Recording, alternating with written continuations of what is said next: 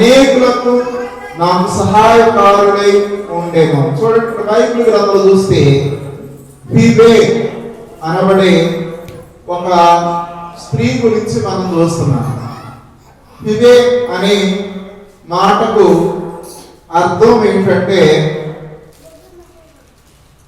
చంద్రకాంతి, వెలుగు, తేజస్సు కలిగినటువంటి అర్థంతో పెట్టారు ఆ పేరు. ఇక్కడ చంద్రుడు ఎలాగ వెలుగిస్తాడో, అలాగే ఎలాంటి వెలుగిస్తాడో అలాంటి వెలుగు ఆమె పేరు పెట్టడం జరిగింది. ఇక్కడ వాక్యంలో చూస్తే చంద్రకాంతి అంత అందమైన వాడు. చంద్రకాంతి అనే మాట మనం చూస్తే పరమగీత గ్రంథం 6వ అధ్యాయము, పరమగీతము 6వ అధ్యాయము 10వ వచనం చూడండి.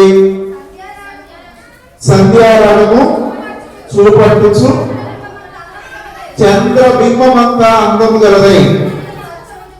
చాలండి, ఇక్కడ అంత అందమైన పేరు ఫీబే అనే ఒక స్త్రీకి పేరు పెట్టడం చూస్తున్నాం.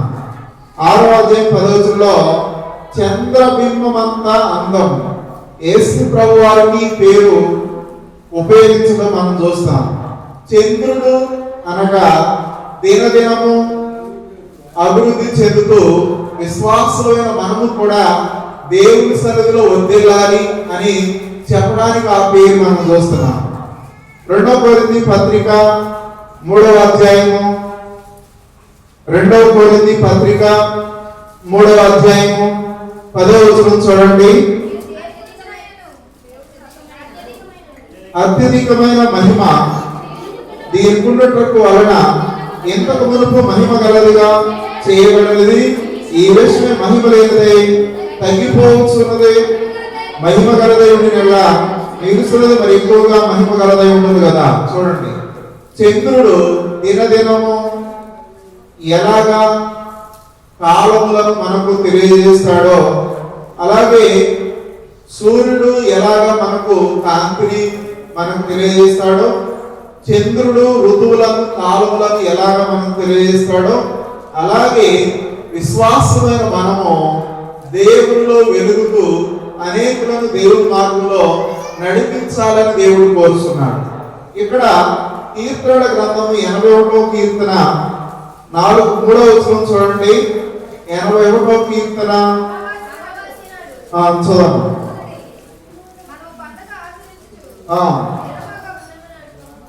చాలండి, అంటే సూర్యుడు చంద్రుడు ఋతువులను తెలియజేస్తాడు. అదే పేరు ఏం పెట్టడం మనం చూస్తున్నాం. అంటే మొట్టమొదటిగా ఫీబే అనే పేరుకు చంద్రకాంతి, వెలుగు అనే పేరు మనం చూస్తున్నాం. ఫీబే ఏంటంటే అనేకులకు సహాయకారురాలు ఉన్నది. ఎంత సహకారురాలు ఉన్నదంటే 16వ అధ్యాయం రోమపత్రిక 2వ వచనం చూస్తే ఆమె మీ వలన చదవమ్మా. చాలండి, ఇక్కడ ఆమె అనేకులకు నాకు సహాయురాలై ఉండెను. అంటే సంఘం విషయంలో ప్రారంభంలో ఎంతో సహాయం చేసిన కుమార్తెగా మనం చూస్తున్నాం. 12వ అధ్యాయము రోమపత్రిక 13వ వచనం చూడండి. పరిశుద్ధుల అవసరంలో పాలు పొందుచు శ్రద్ధగా ఆతిథ్యం ఇచ్చుచూ ఉండేది. చాలము, ఇవే సహాయకరాలు ఉన్నది, ఆతిథ్యం ఇచ్చిన వారిలో ఉన్నది. ఇవే సంఘ పరిచారకురాలలో ప్రాముఖ్యంగా ఉన్నది. 16వ అధ్యాయము రోమపత్రిక 1వ వచనం చూడండి. సంఘ పరిచారకురాలు ఇవే. చాలండి, సంఘంలో పరిచారకురాలుగా ఉన్నది. ఇంకా పరిచర్య చేసిన వధురాలుగా కనిపిస్తున్నది. మత్తయి సువార్త 20వ అధ్యాయము, మత్తయి సువార్త 20వ అధ్యాయము 26వ వచనం చూడండి. మత్తయి సువార్త, మీలో అలా ఉండకూడదు, మీలో ఎవడు గొప్పవాడు ఉండగలనో వాడు మీ పరిచారకుడై ఉండవలెను. చాలండి, సంఘ పరిచారకురాలుగా ఈమె ఉన్నది. సంఘ పరిచర్యలో ఆసక్తి కలిగినటువంటి కుమార్తెగా మనం చూస్తున్నాం. ఫిలిప్పీలకు రాసిన పత్రిక 2వ అధ్యాయము, ఫిలిప్పీ పత్రిక 2వ అధ్యాయము 4వ వచనం చూడండి. మీలో ప్రతివాడును తన సొంత కార్యం మాత్రమే కాక ఇతరుల కార్యములను కూడా చూడవలను. క్రీస్తు యేసుకు కలిగిన ఈ మనసును మీరు కలిగి ఉండండి. చూడండి. అలాగే 21వ వచనం చూద్దాం. 2వ అధ్యాయం 21. అందరూ తమ సొంత కార్యములు చూసుకుంటున్నారు కానీ యేసుక్రీస్తు కార్యములు చూడరు. చూడండి, సంఘ పరిచర్యలో ఆసక్తి కలిగిన వ్యక్తి ఫిబే. ఫిబే ధైర్యం కలిగిన, సిద్ధపాటు కలిగిన స్త్రీగా మనం చూస్తున్నాం. ఎంత ధైర్యం అంటే ఎబ్రీలకు రాసిన పత్రిక 10వ అధ్యాయం 37వ వచనం చూడండి. కాబట్టి మీ ధైర్యం విడిచిపెట్టకుడి, దానికి ప్రతిఫలము బహుమానము కలుగునని మీరు దేవుని చిత్తము నెరవేర్చిన వారి వాగ్దానం పొంద నిమిత్తం మీకు ఓర్మ అవసరమైనది. చాలు. ఇవే ధైర్యం కలిగిన, సిద్ధపాటు కలిగిన స్త్రీగా ఉన్నది. యెషయా గ్రంథము 6వ అధ్యాయము 8వ వచనంలో మనం చూసినట్లయితే, యెషయా గ్రంథము 6వ అధ్యాయం 8వ వచనం, అప్పుడు నేను ఎవరిని పంపుదును, మా నిమిత్తం ఎవడు పోవునని ప్రభు సెలవీగా వింటిని.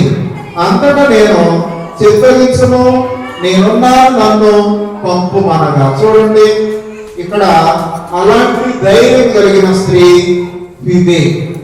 ఫిబేలో ఇంకొక లక్షణం ఏంటంటే నమ్మకమైన స్త్రీగా కనిపిస్తుంది. రోమా పత్రిక 16వ అధ్యాయము 2వ వచనం చూడండి. ఆమె మీ వలన కావలసిన ఉండేలా సహాయం చేయవాలని ఆమెను గూర్చి మీకు సిఫారసు చేయించున్నాం. చాలండి, ఆమె నమ్మకము కలిగిన స్త్రీగా కనిపిస్తున్నది. అలాగే పరిశుద్ధులకు తగినట్లుగా నడుస్తున్న ఒక స్త్రీ ఫిబే. మొదటి పేతురు పత్రిక 1వ అధ్యాయము 14వ వచనం చూడండి. మొదటి పేతురు పత్రిక, నేను పరిశుద్ధుడే ఉన్నాను గనుక మీరును పరిశుద్ధులై ఉండని వ్రాయబడి ఉన్నది.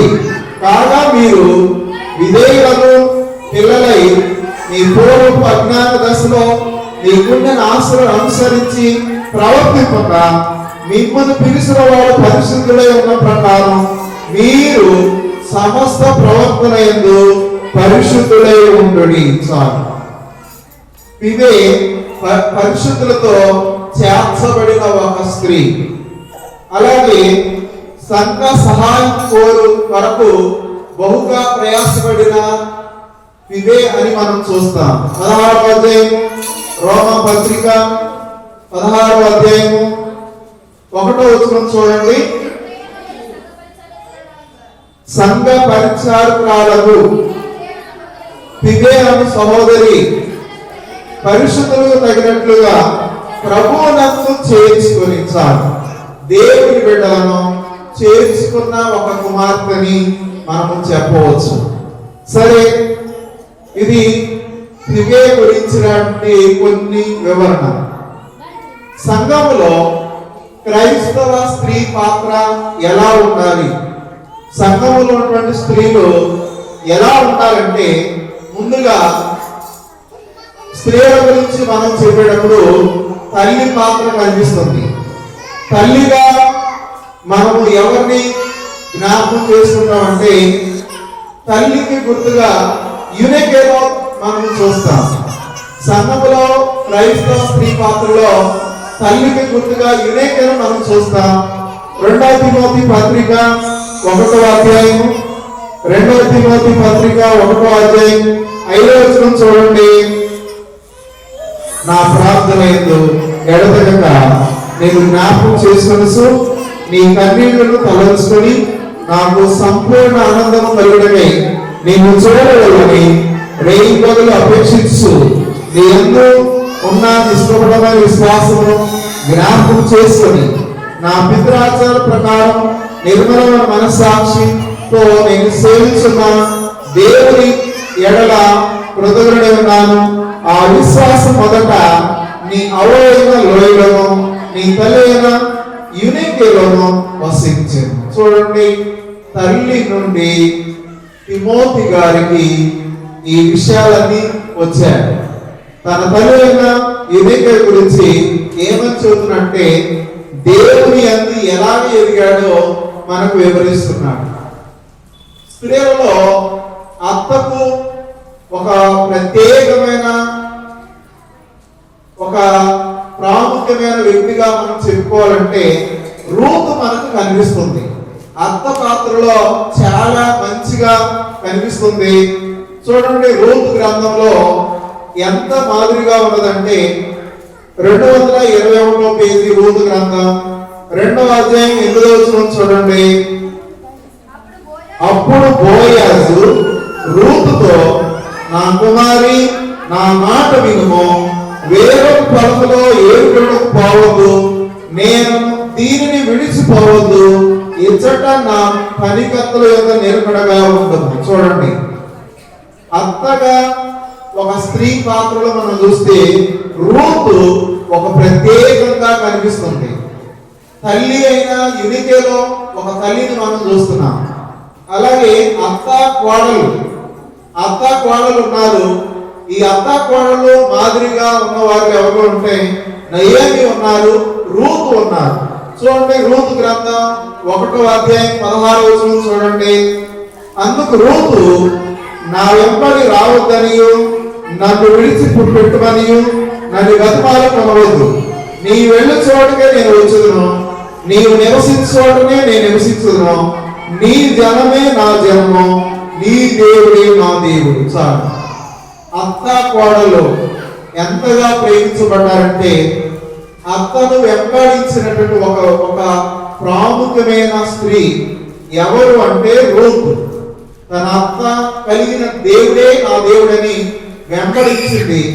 అలాగే అక్క చెల్లెళ్లకు ఒక మాదిరికరంగా ఉన్నారు ఎవరంటే మరియా మార్తలు. అక్క మరియు చెల్లెల గురించి చెప్పాలంటే యోహాను సువార్త 12వ అధ్యాయము 2-3 వచనాలు చూడండి. మార్త ఉపచారం చేసిన లాజరు ఆయనతో కూడా భోజనం కూర్చున్న వారిలో ఒకడు. చూడండి, ఇక్కడ అక్క చెల్లెలు మరియా మార్తలు ఈ ఇద్దరులో కూడా ఎంతగా దేవుడు వెంబడించారంటే 3వ వచనం చూడండి. అప్పుడు మరియా మిక్కిల విలువ గల అచ్చ జనమాంసి అందరూ ఒక సేరున ఎత్తు తీసుకొని యేసు పాదములకు పోసి తన తల వెంట్రుకలతో ఆయన పాదములు తుడిసిన ఇల్లు అంతర్వాసంతో నిండిన. చూడండి, ఒకరు ప్రభువుని చేర్చుకున్నారు. వారి అక్క వారి చెల్లి ఏం చేశారంటే ఆ ఇంటిని సువాసనతో నింపారు. ఇక్కడ బైబిల్ గ్రంథంలో చూస్తే ఒక తమ్ముడికి మాదిరికరంగా ఉన్నటువంటి ఒక అక్క ఎవరంటే చూడండి, మిరియాము కనిపిస్తున్నారు. తమ్ముడిని ఎంతగా ప్రేమించిందంటే నిర్గమకాండ గ్రంథం 2వ అధ్యాయము 4వ వచనం చూడండి. నిర్గమకాండ గ్రంథం వానికేమి సంభవించునో అని తెలుసుకున్నటకు వాని అక్క దూరముగా నిలిచి ఉండెను. చూడండి, ఈమె ఎవరంటే మిరియాము, మోషే గారి యొక్క అక్కగారు. వీరు తమ్ముని ఎంతగా ప్రేమించారంటే సుమారు ఇజ్రాయెల్ పక్షంగా గొప్ప నాయకుడి సిద్ధపరిస్థితిలో అక్క పాత్ర ఎంతగానో ఉన్నది. స్త్రీలలో మనం చూస్తే తమ్ముని ఎంతగా అభినందించిందో, ఎలాగా ప్రేమించిందో ఈ వచనాన్ని బట్టి మనం చూస్తాం. అలాగే కూతురికి ఒక గొప్ప మాదిరి ఎవరంటే రెబ్కా కనిపిస్తుంది. రెబ్కా ఎంత మంచి కూతురు అంటే బైబిల్ గ్రంథంలో ఆదికాండము 24వ అధ్యాయము 57వ వచనం చూడండి. వారు చిన్నదాన్ని పిలిచి ఆమె ఏమవునో అని తెలుసుకుందామని చెప్పుకొని రెబ్కాను పిలిచి ఈ మనుషులు కూడా విలుదవాని ఆమె అడిగినందున ఆమె వెళ్ళేదను అనేను. కాబట్టి వారు తమ సహోదరి రిబ్కాను, ఆమె దాదిని, అబ్రహాము సేవకుని, అతనితో వచ్చిన మనుషులతో సాగినప్పుడు. చూడండి, ఇక్కడ కూతురు, ఇక్కడ బైబిల్ గ్రంథంలో చూస్తే ఎలియాజరు వచ్చినాడు. బైబిల్ గ్రంథంలో రిబ్కా ఇస్సాకు భార్యగా చేసుకోవడానికి ఉన్న టైంలో ఒక మంచి కూతుర్లా రిబ్కా కనిపిస్తుంది. చూడండి, వారి సహోదరులు ఏమన్నారంటే 60వ వచనం చూడండి, వారు రిబ్కాతో, మా సహోదరి నీవు వేల తల్లి వదువు గాక, నీ సంతతి వారు తమ పగవారి గవిని స్వాధీనపరుచుకొదురుగా అని ఆమెను దీవింపగా. సహోదరులు తన సహోదరిని దీవిస్తున్నారు. కూతురుకు ఒక గొప్ప మాదిరి ఎవరంటే రిబ్కా గారు కనిపిస్తున్నారు. అలాగే అవ్వకు గొప్ప మాదిరిగా కనిపిస్తున్నది ఎవరంటే లోయి అనబడే ఒక పేరు ఉన్నది. చూడండి, 2వ తిమోతి పత్రిక 1వ అధ్యాయం 5వ వచనం చూడండి. 2వ తిమోతి 1:5, నా ప్రార్థన యందు ఎడతెగక నీకు జ్ఞాపకం చేసుకొనుచు నీ కన్నీళ్లు తలంచుకొని నాకు సంపూర్ణ కలుగుటకై నిన్ను చూడవలని రేగలు అపేక్షించు నీ యందున్న నిష్కపటమైన విశ్వాసమును జ్ఞాపకం చేసుకొని నా పితృఆచార ప్రకారం నిర్మలమైన మనస్సాక్షితో నేను సేవించిన దేవుని ఎడల కృతజ్ఞుడై ఉన్నాను. ఆ విశ్వాసము మొదట నీ అవ్వ అయిన లోయలోను. చూడండి, తిమోతి గారి అవ్వలో ఆ విశ్వాసాన్ని మనం చూస్తున్నాం. అలాగే మంచి భార్యకు బైబిల్ గ్రంథంలో ఒక మాదిరి ఎవరంటే ఎలిజబెత్ మంచి భార్యగా కనిపిస్తుంది. లూకా రాసిన సువార్త 1వ అధ్యాయం, లూకా సువార్త 1వ అధ్యాయం 6వ వచనం చూడండి, వీరిద్దరూ ప్రభు యొక్క సకలమైన ఆజ్ఞలు చొప్పున న్యాయ విధుల చొప్పునను నిరపరాధులై నడుచుకొనుచు దేవుని దృష్టికి నీతిమంతులై ఉండిరి. ఎవరంటే ఎలిజబెత్ జకరియా కుటుంబం. ఒకరు యాజకులు, ఒకరు ఎలిజబెత్ గారు ఇక్కడ కనిపిస్తున్నారు. గొప్ప మాదిరిగా మంచి భార్యకు ఒక మోడల్ ఎవరంటే ఎలిజబెత్ గారు. తన భర్త చెప్పిన ప్రకారం చేయడానికి ఇష్టపడింది. వారి ఇరువురి నుండి పరిశుద్ధాత్మ శక్తి వలన యోహాను గారు రావటం మనం చూస్తాం. యోహాను గారు వారి ఇరువురి మధ్య జీవించడం మనం చూస్తాం. అలాగే పాలించుటలో గొప్ప మాదిరికరంగా పరిపాలనలో దెబోరా ప్రవక్తి కనిపిస్తుంది. చూడండి, దెబోరా న్యాయాధిపతుల గ్రంథము 5వ అధ్యాయం, న్యాయాధిపతుల గ్రంథము 5వ అధ్యాయము 7వ వచనం చూడండి. చూద్దాం.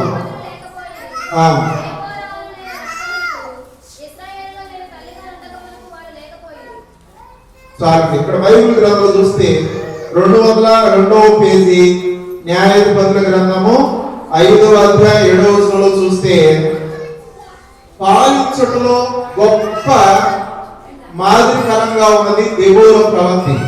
7వ వచనం చూస్తే ఇజ్రాయేలులో అధిపతులు లేకపోయేది, దెబోరాను నేను రాకమునుపు ఇజ్రాయేలులో నేను తల్లిగా ఉండక మునుపు వారు లేకపోయేది. ఇజ్రాయేలులో కొత్త దేవతలను కోరుకునగా యుద్ధ ద్వారములు ఎందుకు వచ్చిన ఇజ్రాయేల్ 40,000 మందికి ఒక కేడమే గాని ఈటే గాని కనబడలేదు. చూడండి, ఇక్కడ బైబిల్ గ్రంథంలో చూస్తే పరిపాలించుటలో దెబోరా ఒక మంచి మాదిరిగా కనిపిస్తుంది. అలాగే ప్రవచించుటలో ఫిలిప్పు గారి కుమార్తెలు ఉన్నారు. 4 కూడా ప్రవచించే వరమును కలిగి ఉన్నారు.